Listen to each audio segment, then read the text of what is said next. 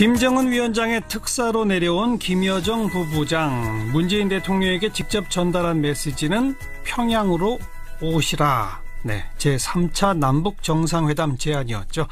그동안의 남북관계와 국제정세를 고려할 때 파격적 제안이다 이렇게밖에 평가할 수가 없을 텐데요. 앞으로 어떻게 대응해야 할까요? 자, 김대중 정부 당시 6.15 남북정상회담 대북 특사였죠. 민주평화당의 박지원 의원 연결해서 의견을 좀 듣겠습니다. 박 의원 안녕하세요. 안녕하세요. 박지원입니다. 네, 본격적인 얘기 들어가기 전에 좀 가볍게, 어제 삼지연 관현악단 공연을 직접 보셨다고요?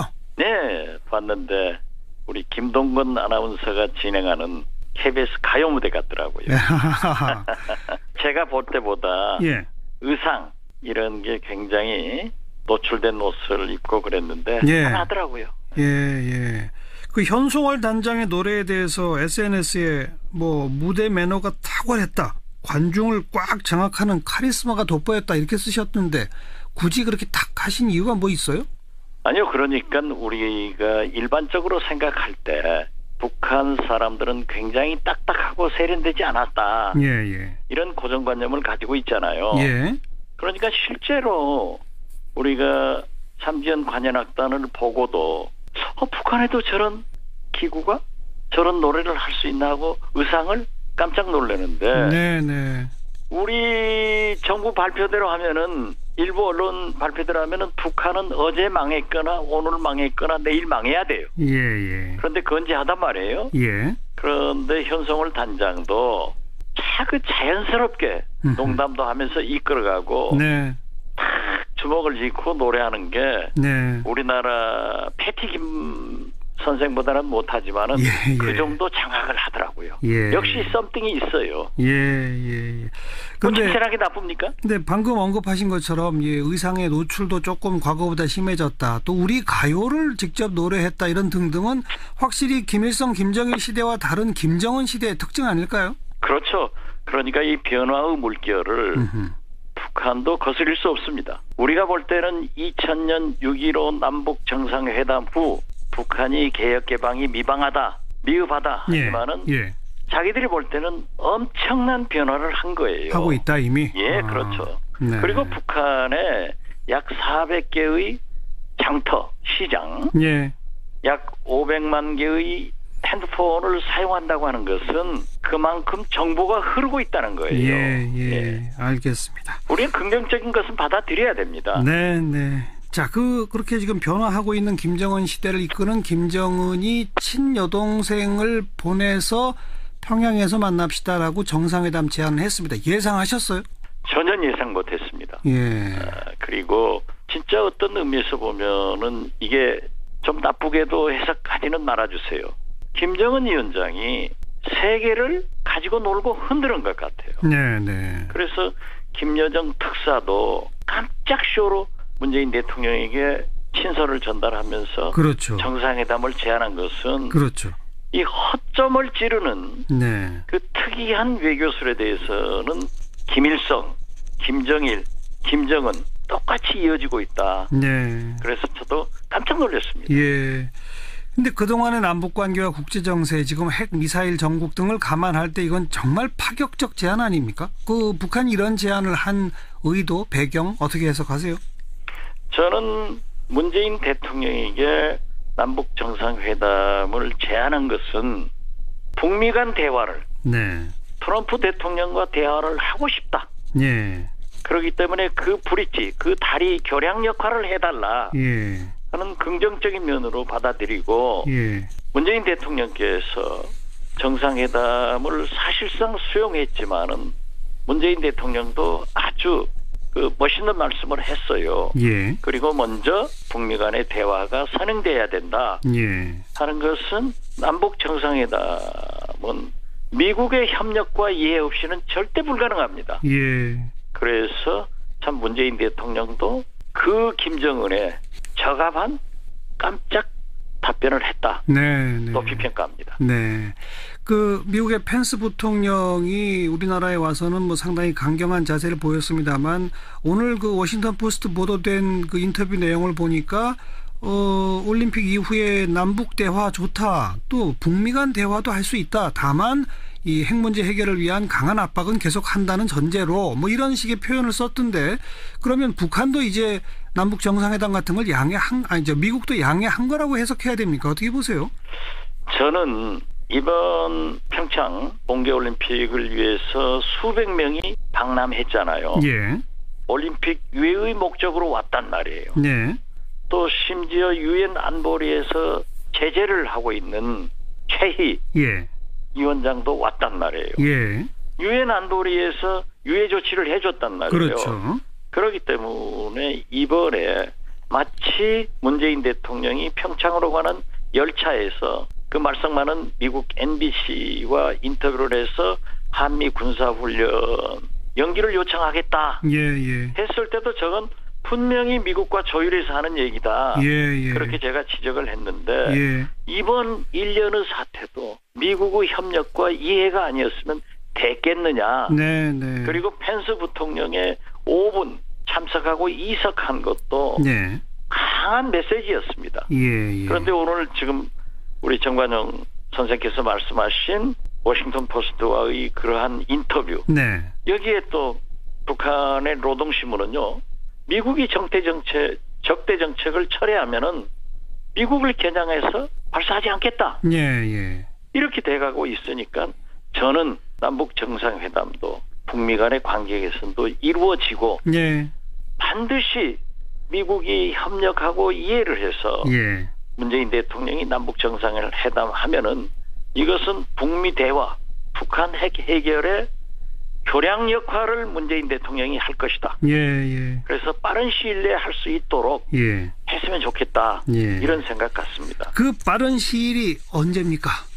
글쎄요. 그것은 미국의 의견이 협력이 이해가 가장 중요합니다. 그런데 오늘 그 펜스 부통령의 이러한 북한과 대화가 준비돼 있다. 빨리 그 비핵화 스케줄을 내라 하는 것은 굉장히 좋은 반응인데 저는 그렇게 생각합니다. 혹시 우리나라가 대북 정책이 오목을 두면서 오목이 아니라 오목 오목을 두면서 바둑 두고 있는 것처럼 행세해서는 안 됩니다. 미국과 제 경험에 의거하면은 제가 대북 특사를 하면서 DJ는 미국하고 미국 대사 국무성 차관보 다 저하고 갔다 올 때마다 만나서 얘기를 하거든요. 숨소리까지 얘기해줘라. 그렇게 얘기하는데 이번 김정은 위원장도 문재인 대통령에게 정상회담을 제안한 것은 미국 트럼프 대통령의 음성을 듣고 싶은 거예요. 그래서 문재인 대통령에게서 자세히 듣고 또 북한은 과정이 필요 없는 나라 아니에요. 그렇죠. 지도자의 결정만 있기 때문에 문재인 대통령께서 북미 간에 잘 협의해가지고 트럼프의 음성을 김정은한테 들려주면은 저는 북한 핵 문제 해결의 길로 들어선다. 그리고 김정은도 지금 북한 경제가 많이 좋아졌잖아요. 굶어 죽는 사람 없단 말이에요. 미국이 중국에 대해서 슈퍼 301조 통상 압력을 하기 때문에 미국의 압력을 중국이 절대 거역할 수 없습니다. 그래서 북한 제재가 강화되고 있단 말이에요. 또 이번 약 4, 5일 전에 미국의 재무장관이 지금까지 있었던 가장 강력한 대북 제재를 발표하겠다. 이런 걸 보면은 김정은도 먹고 사는 그들이 말하는 인민들을 굴밀 수는 없단 말이에요. 제재 강화를 두려워할 것이다. 그렇죠. 뒤로 후퇴할 수 없기 때문에 지금 현재 대화를 바라고 있는 거예요. 알겠습니다. 여기에 문재인 대통령이 대화하자 해서 이런 게 이루어지는데 거듭 말씀드리지만 가장 핵심은 미국의 태도입니다. 알겠습니다. 그 일각에서는 평창올림픽, 패럴림픽 끝나면 한미연합 군사훈련을 또 하게 되지 않겠느냐. 그렇게 되면 다시 또 남북관계는 경색되니까 그 이전에 정상회담을 성사시켜야 된다는 얘기까지 일각에서 나오던데 어떻게 보세요? 그렇게 빨리는 안 될 것 같아요.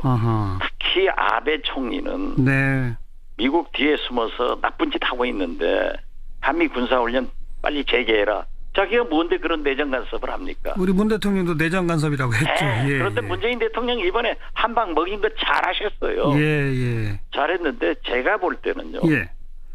북한의 열병식을 미국도 우리 정부도 얼마나 크게 하고 뭐 새로운 무기 어쩌고 하면서 예. 염려하고 축소하고 하지 마라 했습니까? 근데 축소했죠.